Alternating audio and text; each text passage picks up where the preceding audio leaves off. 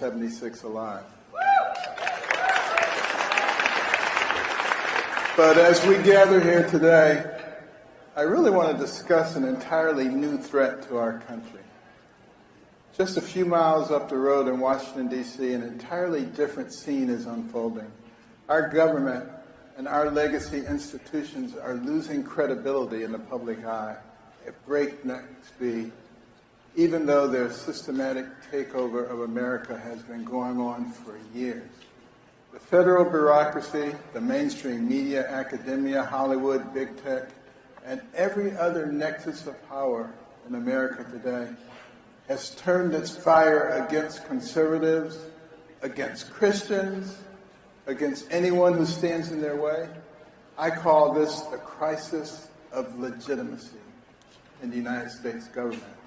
America was founded on the notion that all political power comes from the consent of the governed, and that sovereignty does not belong to any one official or institution, but it belongs to we, the American people. The reality is that the government in Washington, D.C. no longer represents the people it claims to serve.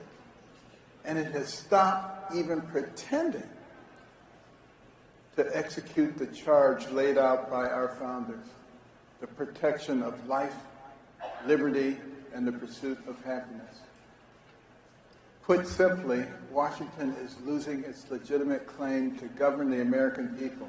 Millions of Americans look around and wonder, what's becoming of their beloved nation? They don't recognize the place that they grew up in, and they wonder what kind of future is in store for their children and grandchildren.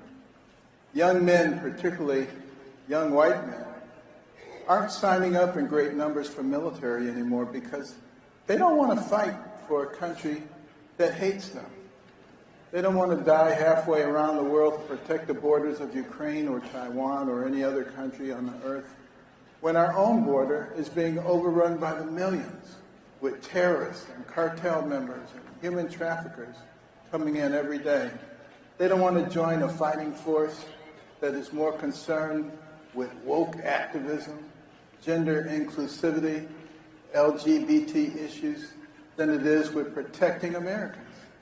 They don't want to be part of an operation that spends trillions of dollars abroad while the small towns they call home are falling into dissolution and our communities are being ravaged by drugs and depression while their jobs are shipped overseas without a second thought.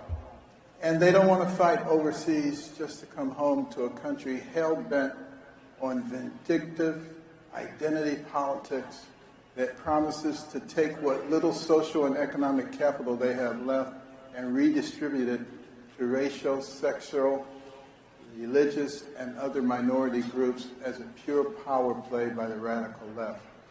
Who can blame them? And how long can a country last in that way? It isn't just happening in our military either. As we see every day, virtually every single institutional power in our country has become openly hostile to conservatives, to Christians, to our country's legacy, and even the concept of Western civilization itself.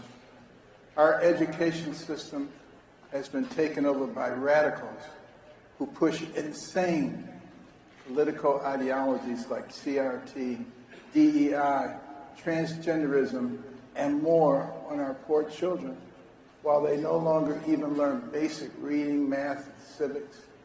They come down with the full force of the law when a student tries to open a Bible or say a prayer in school.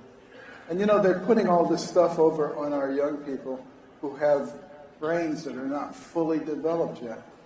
And to take somebody who's curious and impressionable and infect them with these kinds of things is nothing less than child abuse. You know, inflation, gas prices have risen so high that everyday American families struggle to even put food on the table and gas in their cars. And Washington's solution double down on insane environmental policies like the Green New Deal, mandatory electric vehicles, even though other countries pollute at far higher rates than we do. And we're sitting on some of the largest untapped oil reserves in the world. Our borders are wide open. An estimated 10 million illegal aliens have invaded our country since Biden took over, which is more than the population of 40 of the 50 states. A civilization cannot sustain itself this way, and we have no idea who these people are. They could be terrorists, spies, cartel members, or human traffickers, and they appear to be mostly military-age males. They could be affecting things like our cell phone systems and whether they work appropriately every day. And I guarantee you there's a whole bunch of stuff that they're going to be doing. All these people coming here are not our friends. The leaders in Washington won't enforce the law and protect you from the rampant crime that is destroying our inner cities and making them unlivable for families and children. And they even want to take away your ability to protect yourself by attacking lawful gun owners and slowly abolishing the Second Amendment. Meanwhile, they let hardened criminals out of jail while peaceful pro-life protesters and patriotic grandmothers who walked into the Capitol on January 6th are facing a decade or more in prison.